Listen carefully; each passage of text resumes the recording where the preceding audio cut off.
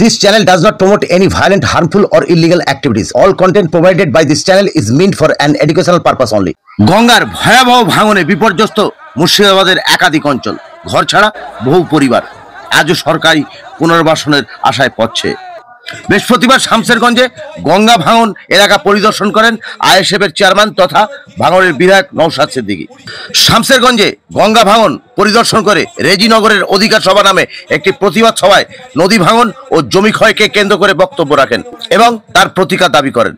নওশাদ সিদ্দিকীর বক্তব্য, যদি পুনর্বাসন না দেওয়া হয় তাহলে হাইকোর্ট পর্যন্ত যাওয়া হবে। এই প্রতিবাদ সভায় জনসাধারণের ভিড় চোখে পড়ার মতো ছিল। নওশাদ সিদ্দিকী ছাড়া এই প্রতিবাদী সভায় উপস্থিত ছিলেন দলের সাধারণ সম্পাদক বিশ্বজিৎ মাইতি সহ একাধিক নেতৃত্ব ও দলীয় কর্মীগণ। আপনাদের সঙ্গে আমি বাবলু শেখ। আমাদের চ্যানেল একটু খবরের সঙ্গে থাকুন এবং পাশে থাকুন। আমি সংরক্ষিত জায়গা ছাড়া ভারতবর্ষের যে কোনো প্রান্তে গিয়ে চলাচল করতে পারি, বসবাস করতে পারি, ব্যবসা করতে পারি। আর্টিকেলে সংবিধানে উল্লেখ আছে, তার পরিপন্থী হবে। আমি এটার বিরুদ্ধে নয়, কিন্তু যখন দেখছি আমার বাংলার শ্রমিকদের বারবার আক্রান্ত হচ্ছে, বাংলার শ্রমিকরা বারবার মার খাচ্ছে, তাহলে আমার বাংলার শ্রমিকদের স্বার্থে আমাকে তো একটু ফুস করতে হবে। ভাই, হবে কি হবে না? আমি বলছি আমার দরকার নেই, ফুস তো করতে হবে। তাহলে কি ছেড়ে দেবে? আমাকে 42 দিন জেল খাটিয়েছে, যদি ফুস না করতাম আরো 42 দিন খাটাতে হইতো। ফুস তো ভাই করতে হবে। সেটা করছে কি? করেনি। মার খাচ্ছে কে? দলিত। মার খাচ্ছে কে? আদিবাসী। মার খাচ্ছে কে? মুসলমান। ওরা এদেরকে মানুষ মনে করে না, শুধু ভোটার মনে করে। ওই জন্য যা হচ্ছে হোক, আমরা ভোটের সময় ভোট পেয়ে যাবো। তাই আপনাদের বলবো, আওয়াজ তুলতে হবে, রাজ্য সরকারকে দায়িত্ব নিতে হবে, পরিযায়ী শ্রমিকদের উপরে অত্যাচার বন্ধ করতে হবে। যদি অত্যাচার বন্ধ করার দায়িত্ব না নিতে পারে, তাহলে যেই পদে আছেন সেই পদ থেকে অব্যাহতি নেন, অন্যদেরকে সুযোগ দেন। তারা যদি না পারে, অন্য কাউকে আমরা সুযোগ দেব। আর আমি বিশ্বাস করি, যে পদে বসে আছে মাননীয় মুখ্যমন্ত্রী মমতা ব্যানার্জি, ওই পদই পারে আমাদের পরিযায়ী শ্রমিকদের উপর অত্যাচার বন্ধ করানো। ওই পদই পারবে, কিন্তু তিনি করছেন না। এটাই আমাদের ব্যর্থতা, আমরা তাকে করাতে পারছি না। তাই সময় আসলে আঙুঠাটা যেখানে দেন, আনেওয়ালা দিনে আগামী দিন যেটা আসছে, আঙুঠাটা একবার ঘুরিয়ে দেন, দেখবেন আপনার অত্যাচার বন্ধ হবে। আপনারা কালকে শুনলেন ভাঙড়ে এক নোটোরিয়াস ক্রিমিনালকে মমতা ব্যানার্জি দায়িত্ব দিয়েছে। এক নোটোরিয়াস ক্রিমিনাল, আমি বলছি না ভাই, ন্যাশনাল হিউম্যান রাইটস কমিশন বলছে ওটা একটা নোটোরিয়াস ক্রিমিনাল, কুখ্যাত সমাজ বিরোধী একটা। তো শুভেন্দু অধিকারীর বিরুদ্ধে কিন্তু তারপরে করেনি, দায়িত্ব দেয়নি। নওশাদ সিদ্দিকীর বিরুদ্ধে দিতে হবে। তবে আমি নিজে একটা ভলিবল প্লেয়ার ছিলাম, বেলডাঙ্গা অনেকবার খেলে গেছি। বেলডাঙ্গার বড়বাবু তৎকালীন সময়, এখন বলতে পারবো না, মেজবাবু ছোট বাবু দুজন টিম নিয়েছে, কোনো এক বাবুর হয়ে আমিও খেলে গেছি সেই সময়। 2016 আগের কথা বলছেন। শিক্ষা ব্যবস্থায় শিক্ষা প্রতিষ্ঠান দিতে হবে বেশি বেশি করে। আমাদের অপরাধটা হচ্ছে গঙ্গা ভাঙন, পদ্মা ভাঙন রোধের কথা বলা, এটাই আমাদের অপরাধ হয়ে যায়। আমাদের অপরাধ মুর্শিদাবাদে উন্নত মানের হসপিটাল দিতে হবে, এটাই আমাদের অপরাধ হয়ে যায়। সেই জন্য আমাদেরকে ধরে জেলের মধ্যে রেখেছিল। তাই আমি আপনাদের সামনে বলে যাই, এই রেজিনগরে দাঁড়িয়ে আপনাদেরকে বলে যাই, একবার কেন 100 বার আমরা জেলে যেতে প্রস্তুত আছি। মানুষের জন্য কথা বলে যাবো, মুর্শিদাবাদের মানুষের জন্য কথা বলবো, মালদার মানুষের জন্য কথা বলবো, দিনাজপুরের মানুষের জন্য কথা বলবো, নর্থ বেঙ্গলের মানুষের জন্য কথা বলবো, সাউথ বেঙ্গলের মানুষের জন্য কথা বলবো। তাতে যদি আমাকে একবার কেন 100 বার জেলে পাঠায়, আমি হাসি মুখে 100 বার জেলে যেতে প্রস্তুত আছি। প্রতিনিয়ত মুর্শিদাবাদের মাটি কখনো গঙ্গায় কখনো পদ্মাতে তলিয়ে যাচ্ছে, এই অপদর্থন সরকারের কোনো হুঁশ নাই। আর মানুষ থাকলো কি? মানুষ মা কাঁদছে, তার আশ্রয়স্থলে স্কুলে মাটি গঙ্গা পদ্মায় তলিয়ে যাচ্ছে, আর থাকলো কি? মানুষ। আমাদেরকে মানুষ মনে করে?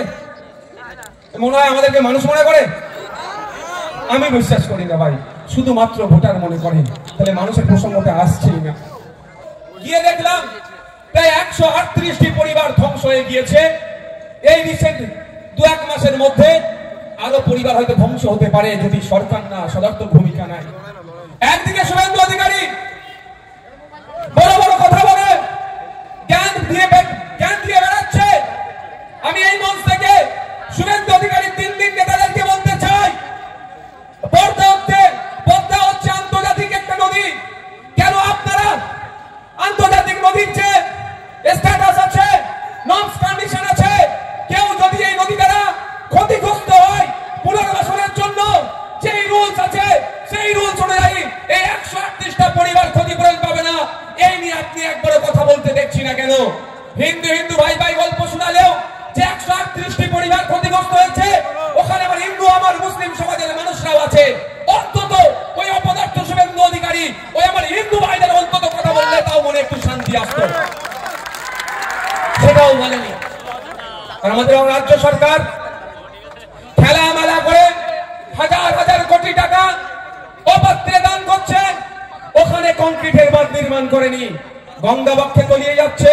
মালদা মুর্শিদাবাদ নদিয়ার এই অংশ গঙ্গা বক্ষে পদ্মা বক্ষে তলিয়ে যাচ্ছে, কোনো ব্যবস্থা গ্রহণ করছে না। আর উল্টো দিকে হাজার হাজার কোটি টাকা খেলামেলা করে নষ্ট করে দিচ্ছে। যদি গঙ্গা বক্ষের উপরে নতুন করে ব্রিজ নির্মাণ করা যায়, তাহলে গঙ্গা বক্ষে যদি নতুন ব্রিজ নির্মাণ করা যায়, তাহলে কেন গঙ্গার পাড়ে ভাঙন রোধ করা যাবে না? দীঘাতে আমরা অনেকেই কম বেশি গিয়েছি, বা তার ভিডিও দেখেছি। মাঝ সমুদ্র থেকে যেভাবে ঢেউ এসে পাড়ে আছড়ে পড়ছে, দীঘার কি পাড় ক্ষতিগ্রস্ত হয়েছে? একটু আওয়াজ দেবেন আপনারা। তাহলে যদি ঢেউ আছড়ে পড়লেও ক্ষতিগ্রস্ত না হয়, কারণটা কি? ওখানে কংক্রিটের বাঁধ নির্মাণ করছে, বিজ্ঞানসম্মতভাবে বাঁধ নির্মাণ করেছে, বিজ্ঞানসম্মতভাবে বাঁধের রক্ষণাবেক্ষণ করছে বলে ওখানকার পাহাড় ধ্বংস হচ্ছে না, ওখানকার মানুষ ক্ষতিগ্রস্ত হচ্ছে না। যদি দীঘায় কংক্রিটের বাঁধ নির্মাণ করে ওখানকার মানুষকে বিপদের হাত থেকে বাঁচানো যায়, কেন মুর্শিদাবাদ, কেন মালদা, নদিয়ার একটা অংশের মানুষকে ওই কংক্রিটের বাঁধ নির্মাণ করে এই বিপদের হাত থেকে রক্ষা করবে না? আমি একটা কথা বলি, এই এসআইআর নিয়ে যে গল্প শোনাচ্ছে, সব থেকে বেশি যদি সঠিক পেপার নিয়ে গাইডলাইন করে এসআইআর হয়, ক্ষতিগ্রস্ত হবে যে সমাজটা, সেটা হচ্ছে মতুয়া সমাজ। মতুয়া সমাজের যে পেপার পত্র চেয়েছে প্রায় 90% ভুল হতে পারে, এফেক্টেড হতে পারে।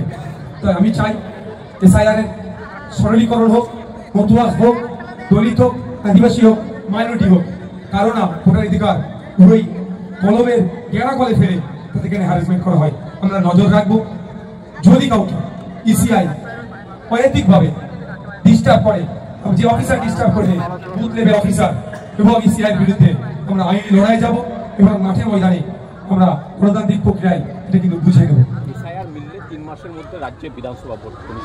আমি একটা কথা বলি, রাজ্য সরকারের যারা যে দল থেকে বিলং করে, অর্থাৎ তৃণমূল কংগ্রেস চিৎকার করছিল, তৃণমূল কংগ্রেসের হেভিওয়েট নেতারা বলেছিলেন যে এসআইআর করতে দেবো না। আজকে তারা কোথায়? এসআইআর দ্রুত হওয়ার জন্য বুথে বুথে অফিসার এই রাজ্য সরকার দিচ্ছে, এই বিচারিত।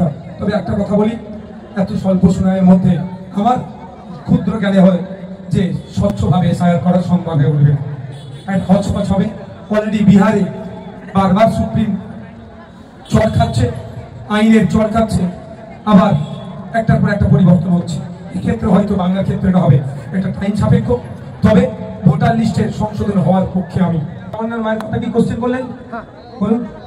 তামান্নার মা এখনো ন্যায় বিচার পেলেন না, কি বলবেন? তার মা পাচ্ছে, আনিসের মা পেল, তিলোত্তমার মা পেয়েছে।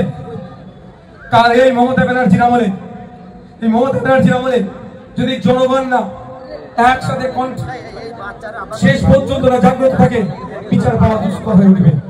মমতা ব্যানার্জির দলের সম্পদ হচ্ছে তো যারা বোমবাদে, তাদের বিরুদ্ধে মমতা ব্যানার্জি বিচার করবে। তাই এগিয়ে আসতে হবে, তামান্নার পরিবারকে ইনসাফ দিতে হবে, আনিসের পরিবারকে ইনসাফ দিতে হবে, শিকারী মুড়ার পরিবারকে ইনসাফ দিতে হবে, বিশ্বজিৎ দাসের পরিবারকে ইনসাফ দিতে হবে, বিদ্যুৎ মন্ডলের পরিবারকে ইনসাফ দিতে হবে, তিলোত্তমার পরিবারকে ইনসাফ দিতে হবে, গঙ্গার ভাঙনে যারা বাড়ি ঘর ভেঙে চলে গিয়েছে তাদেরকে ইনসাফ দিতে হবে। এক কথায় প্রত্যেকটা নাগরিককে ইনসাফ দিতে গেলে আসুন একটা নতুন আমরা সমাজ গড়ে তুলি, নতুন সূর্য উদয় করতে হবে। নতুন সূর্য উদয় খামচিন্দুর হাত ধরেই হবে। উত্তরবঙ্গে যে বিপর্যয়, এই বিপর্যয় কেন্দ্র রাজ্য তো সমানভাবে দেয়। কেন ইন্দো ভুটান রিভার কমিশন তৈরি হয়নি? ইন্দো ভুটান রিভার কমিশন হলে এগুলো আটকানো যেত অনেকটাই। কেন যেখানে জঙ্গলের হোমস্টের নামে, আমোদ প্রমোদের জায়গার নামে যেখানে সেখানে পাহাড় কেটে নির্মাণ হচ্ছে, কেন যেখানে সেখানে জঙ্গল সাফ করে দিচ্ছে, ফলে বিপর্যয় নেমে আসছে। এই জন্য ওরা নাটক করছে। এই নাটকে আমরা ফাঁদিতে হবে না। আমরা চাই উত্তরবঙ্গের মানুষ দ্রুত তাদের সহমহিমায় ফিরে আসুক এবং কেন্দ্র রাজ্য মিলে এটাকে জাতীয় বিপর্যয় ঘোষণা করা হোক। তাদের পুনর্বাসন, ক্ষয়ক্ষতি এবং বন্যপ্রাণীরা অনেক ক্ষতিগ্রস্ত হয়েছে।